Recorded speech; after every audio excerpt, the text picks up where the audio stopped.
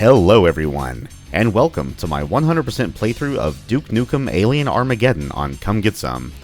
This is episode 7, Space Gladiators, and this is level 23, 20 years ago. Alright, Mando Fett has been defeated.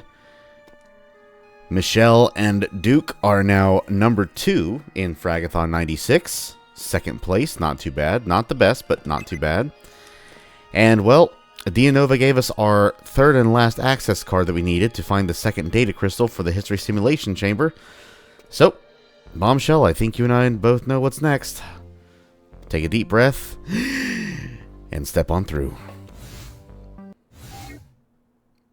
20 years ago. Oh, this place is looking a little dark. It's looking very dark. I don't remember it looking this dark. Hail to the king, baby. Just like Christmas. I know it's been, you know, Come get some. it's showing some signs of wear and tear, but I don't remember the lighting being this low. And I will go ahead and say right now, oh boy, prepare yourself. This ancient Cycloid is no slouch. What I'm more than likely going to do is swap over to Bombshell, at least for right now.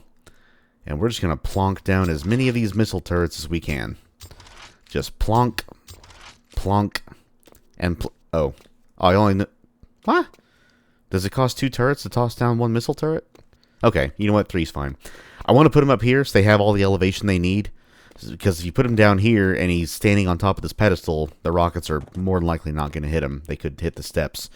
So we're going to plonk down those missile turrets and then swap back to Duke and hope for the best. Hello, Miss Empress, whatever your name is. Empress Umbra. Greetings, traveler. I did not think you would come. It hardly seems to matter now. The destruction of the other 2 warriors damaged the mechanisms of our ancient jailers. Our people have long since ascended through the tunnels and built great cities on the surface, basking in the sun. Still, I feel an obligation to complete the work of my ancestors. Are you ready? Ready as I'll ever be, but 1 second there, Umbra. I just heard some stuff respawn. And I'm gonna... Ooh, BMFG crystals? Absolutely. I'm gonna grab all this. You're going to want to prep as much as you can for the ancient Cycloid. He is no joke.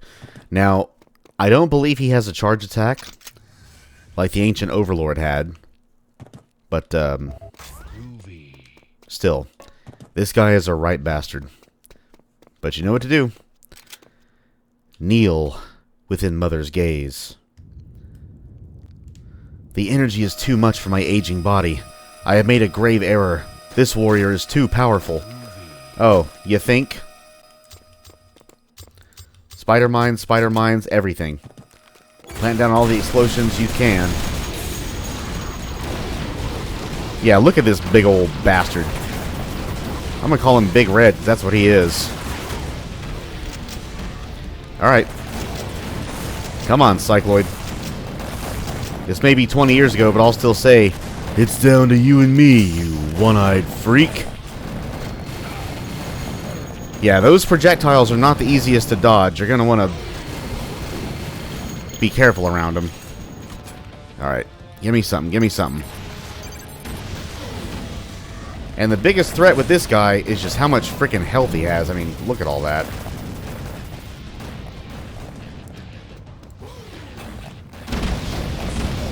Oh, come on, come on. You better than that. Oh, why are you there? Why are you there? The bad news is I have no more portable... Ouch. Bombshell, help. Oh, EDF rescue. Yes, let's go. I told you that was a good pick. Babify him. Babify him. Come on. Come on, you big lug. You know you like it. Oh, I don't like this. Oh, no. Why are you there? Why are you right in front of me? Bombshell still has perfect health somehow. I have no weapons. EDF, save me. They got him. Hoo-hoo-hoo! Yes. Oh, man. That was close. Thank God EDF Rescue exists. Otherwise, I would have had to rely on Bombshell to rescue me. And did you even do anything? You have perfect health. Whew. My goodness. Yeah, you can just suck it. Freaking ancient Cycloid. Get out of here. Hey, welcome back to 20 years ago, EDF. Oh, and look at that. The drone has side guns. Man. Yeah, that guy has... I didn't even see what his total HP count was when he was first brought to life, but my goodness. You're going to run out of ammo at least once, if not twice. Or even more times, if your aim is not good. Speak to me, Umbra. What's wrong with you? I am dying. As I join my daughter in the void, I beg one more favor. On the surface, I have a granddaughter named Deanova. She is the last of my line. When she is grown, please tell her you were here with me. Tell her I failed her. That I should have raised her when her mother passed. Tell her that I love her. And tell her to enjoy her position and live in comfort. May she have the peace that was denied us. May her spark burn bright and long. Yours too, my friend. Oh. Mother passed? Oh. Alyan. Deanova. Yeah, I think Bombshell and I are owed some explanation of just what the hell's going on here, Princess. Thank you for immersing in those simulations. At first I was reluctant to let you see those things, but Matron, convinced me it would be for the best. You have met my ancestors, at least virtually. The Empresses were great women, but very traditional. They didn't put much stock in male descendants. Even my grandmother, Umbra, didn't acknowledge I was being raised by my older brother, Karatos. He taught me a great deal, including how to fight. Karatos was a general under Brachus. When Brachus ordered the new invasion of Earth, Karatos refused to obey orders. As punishment, Brachus condemned my brother to fight as a gladiator. He was killed in a rigged match. Before that, I was content to enjoy my privilege and ignore the corruption around me. I will never make that mistake again. The portable vendor upgrade allows you to purchase upgrades and change your loadout from any location by pressing the vendor menu key, assignable in keyboard setup.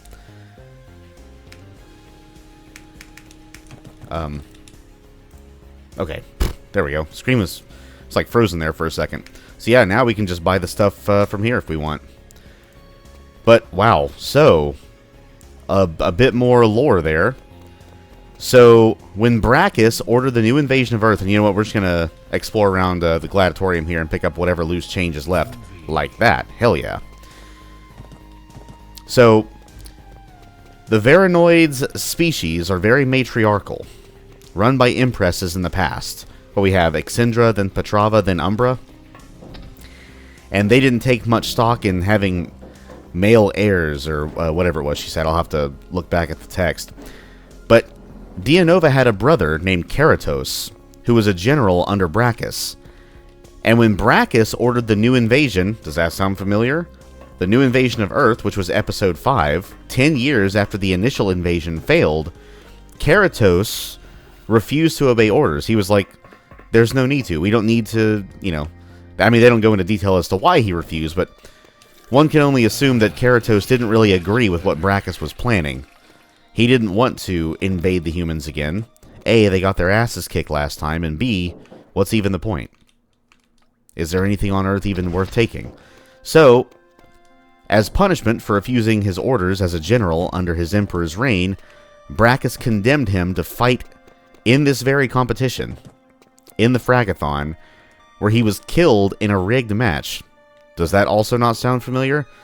Sounds exactly like what Brachus has been trying to do to us this whole time we've been here. So, Deanova, formerly perfectly content to live with the, privilege of being princess and eventually Empress, because it sounds like she was next in line to be Empress, no longer wishes to do so. So it sounds like Brachus kind of forced his way into the hierarchy, because remember, she said that the matriarchal society was very traditional and did not want to stray away from their tradition. So Deanova was next in line to be leader of the Varanoids, but Brachus decided, nah, I'm going to do that instead. And then, after breaking tradition and forcing his way... Oh, Mando says the same thing here after you beat him. And forcing his way into being emperor of the species as a male leader, which the species normally does not have. He then proceeds to order a new invasion of Earth. And Keratos, who was serving under him again as a general, decided to disobey orders. He was like, this is a bad idea. It's also unnecessary. Why are we doing this again? And so, Brachus forces him to compete in Fragathon. He rigs a match against him, and Keratos is killed. And that spurs Deanova into no longer being content to just live with her privilege of being Empress and just ignoring all the obvious corruption around her. And her having you go through these simulations, which, by the way, are entirely optional. I don't know if you get a different ending to this episode if you don't go through them. I doubt that's the case. But seeing her brother get basically murdered, in some ways you could say, by being forcefully competing in being forcefully thrust into a rigged match for refusing to go along with some very unnecessary orders from Brachus, she's like, enough is enough. I can no longer just live comfortably with my title of being princess.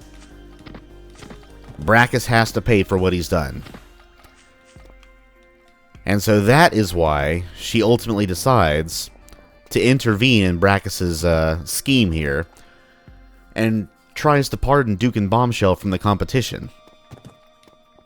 But Brachus, of course, wants nothing to do with that. He wants to play dirty the whole time. So she flexes what influence she has this whole time, and even directly helps Duke and Bombshell out at various stages. And then going through these simulations was her way of showing Duke and Bombshell exactly what the society is like, what it was like in the past, why she's doing what she's doing, and why ultimately Brachus needs to be stopped. Well, that's pretty convincing, I have to say. So Deanova was next in line to rule this species, and it sounds like she wants peace, but Brachus just wants violence and blood and, invasions. So there's the full plot of this species' background, especially of the hierarchy. Ultimately, Brachus must die. Now, will that happen here? Well, we'll just have to wait and see. But it sounds to me like he's going to be a bit more of a long-term villain to me.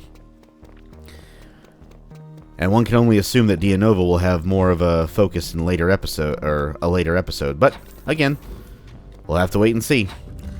But for right now, that final simulation is done. Our max health is now 175, which means our true max health is 350.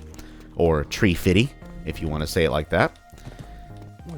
Also, I wish there was a way to get inside that loading bay, but oh well. And well, with the side quest now thoroughly finished, there's only one thing left to do, and that is compete in the final round of Fragathon 96 and dethrone this Cyclodius Maximus Jr. One can only assume that's what the final is going to be, but we'll just have to wait and see. Now, I know I have the portable vendor ability now, but I might as well talk to these vendors. As a matter of fact, you know what? I haven't talked to Ogus in a while. Mr. Friendly English-speaking overlord merchant. You guys have any more coins?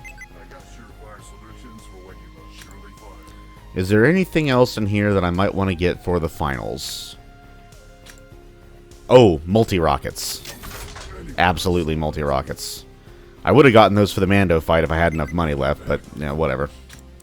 Oh, well. No big loss. Might want to go ahead and get these two. I can only get one. I'm just shy of getting both. But I will definitely prefer more DPS over damage over time. So, quad barrels it is. And I'm not really seeing... Maybe... You know what? Yeah. We'll get the faster spider mines. And that, I think, is all the preparation we can do for these finals. So, Bombshell, what do you say? I think it's time we finish off this tournament properly. But, of course, before that happens, we have reached our stopping point for now. And so, that is precisely what we'll do. So, yeah. Bet you weren't expecting this this amount of lore in this episode, or, well, probably in any episode, other than, oh, look, the alien bastards are invading us again. We gotta stop them. And then we meet this Emperor guy. He threatens to blow up the Earth if we don't compete in this rigged competition of his, this very obviously rigged competition. And then, once we're up here, we run into the female member of the hierarchy under him, who, in layers, describes what she wants from us and why. And it eventually completely unfolds here. Her brother was basically killed under Brachus's order. Brachus is, for all intents and purposes, I mean, this species being a matriarchal society, Brachus is an illegitimate emperor, but no one dares challenge his power because he's got the entire military force behind him. So, sounds like we have a bit of an, what would that be, an intra-species rivalry going on? But yeah, ultimately, Brachus, his rule must end one way or the other, and it sounds like that's going to be the overarching goal of the remaining episodes of this mod, so we'll just have to wait and see. But for right now, that was 20 years ago, everyone. I hope y'all enjoyed it. I hope y'all have an awesome rest of your day or night. I'm out of here for right now, and when we return, it is finally time for the Fragathon 96 finals. With his personal servant defeated and now just chilling here in the gladiatorium, what other plans, what other tricks does Brachus have up his slimy, sleazy sleeves? Surely he's not done trying to rig the competition against our heroes. But what specific kind of rigging does he have in mind? We'll just have to wait and see until next time, because for right now, I am out of here. You guys all stay safe and be well, and I will see you all next time when we conquer this tournament once and for all. Duke and Bombshell are about to be crowned Fragathon 96 champions, and their ultimate reward, getting the hell off of this planet, and then back to Earth. So, until next time everyone, I bid you all, see ya!